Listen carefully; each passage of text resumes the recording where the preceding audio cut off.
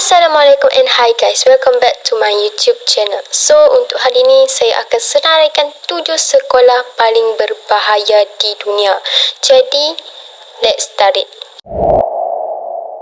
Sekolah yang terletak di Philadelphia, Amerika Syarikat ini mempunyai reputasi buruk sebagai sebuah sekolah yang bermasalah. Antara tahun 1951 sehingga 2013, ia tersenarai antara sekolah menengah yang berbahaya di negeri Pennsylvania. Sudah menjadi kebiasaan buat para guru di sini merampas alatan seperti pisau cukur dan senjata. Pergaduhan kerap kali terjadi, ramai pelajar terpaksa menyapu vaselin pada wajah mereka bagi menghilangkan kesan tumbukan. Pada sesi tahun 2012 dan 2013, sebanyak 49 insiden serius berbentuk ancaman keselamatan telah berlaku. Sejak beberapa tahun lalu, langkah keselamatan mula dipertingkatkan. Terdapat sebanyak 94 kamera keselamatan dan pengesan logam dipasang di setiap pintu masuk. Namun, kekejaman masih menjadi masalah utama di sekolah ini. Pada Februari 2017, seorang pelajar yang sedang syarat mengandung didakwa menikam seorang pelajar perempuan lain pada bahagian lengan di luar kawasan sekolah. Sakurajima merupakan antara gunung berapi paling terkenal di Jepun.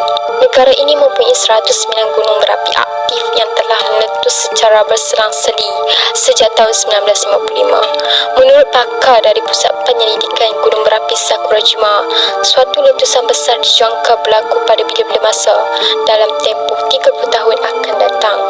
Ia meletakkan bandar berhampiran Kagoshima dalam keadaan bahaya. Bandar itu mempunyai penduduk seramai kira-kira 600,000 orang. Kini dianggarkan sekitar 7,000 penduduk yang masih tinggal di kawasan berdekatan Sakurajima. Para pelajar terpaksa memakai topi jenis keras seperti pekerja buruh binaan untuk selamat tiba di sekolah. Ini penting bagi mengelakkan kepala mereka terkena batuan gunung berapi. Udara di sini mengandungi tahap gas gunung berapi yang amat berbahaya. Oleh itu, topeng gas juga terpaksa digunakan. Jika tidak, kanak-kanak berisiko mengalami penyakit paru-paru seperti emfisema dan masalah pernafasan yang teruk. Bukan suatu perkara pelik bahawa kesemua sekolah di Acapulco adalah berbahaya. Perang dada di sini antara yang paling kejam di Mexico. Kebanyakan rumah pelajar dikelilingi oleh kumpulan penjenayah. Jenayah menjadi kebiasaan buat majoriti kanak-kanak di bandar ini. Murid sekolah mereka mempunyai tingkah laku yang agresif. Kes, ponteng dan penyalahgunaan dadah tidak asing lagi didengar. Malah, kaki tangan sekolah tidak terkecuali dari menerima ancaman keganasan seperti peras ugut dan penculikan oleh pelajar mereka sendiri. Pada tahun 2011, lebih 600 guru enggan datang bekerja selama 4 hari. Ini disebabkan segelintir guru telah menerima ugutan dari pelajar yang mahukan separuh dari gaji mereka. Di Bandar Juarez, pelajar melukis mesej grafiti di dinding sekolah. Mereka turut mengancam untuk melakukan pembunuhan secara beramai-ramai sekiranya tidak diberikan sejumlah wang. Semasa zaman sekolah, anda mungkin sering mengeluh kerana suka bangun pagi. Pelajar dari sebuah kampung terpencil Atula di barat daya China perlu memanjat setinggi 800 meter berhampiran batu semula jadi semata-mata untuk pergi sekolah. Terdapat tangga yang dipasang pada beberapa bahagian yang bahaya didaki. Namun, ianya usang dan boleh retak pada bila-bila masa saja. Kampung yang kecil dan terpencil itu tak mempunyai kawasan yang mencukupi sehinggakan sekolahnya terpaksa dibina sebegitu jauh. Menurut Ketua Kampung Atula, sekurang-kurangnya 7 penduduk kampung maut akibat terjatuh dalam tempoh beberapa dekad yang lalu. Ramai juga penduduk lain yang tercedera. Trek itu kini dianggap sangat berbahaya dan kanak-kanak dipaksa untuk tinggal di sekolah selama berminggu-minggu. Mereka hanya dibenarkan pulang ke rumah di puncak gunung selama 2 kali sebulan.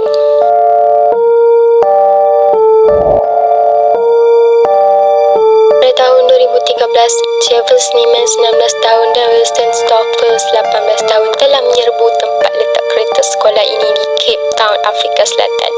Mereka kemudiannya menembak mati seorang pelajar, Glenn Rico Martin 19 tahun di kepala.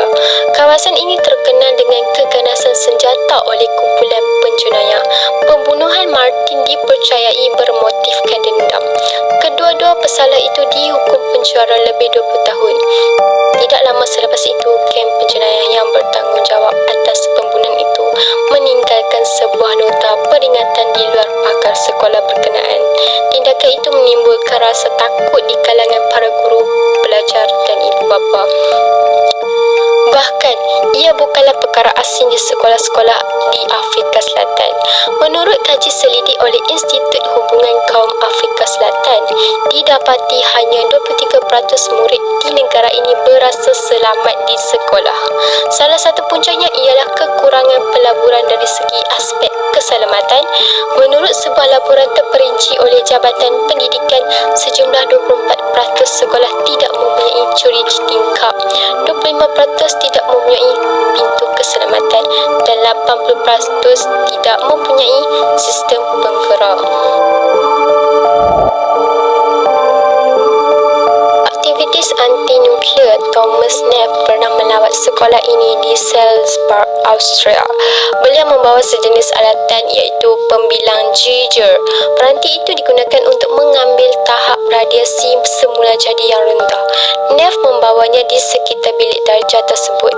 Ketika beliau melintasi sebuah pameran geologi, alatan itu mula menjadi tidak keruan. Ukuran yang diambil ialah 102,000 kiraan setiap minit, iaitu lebih 2,000 kali ganda daripada paras radiasi latar belakang secara semula jadi.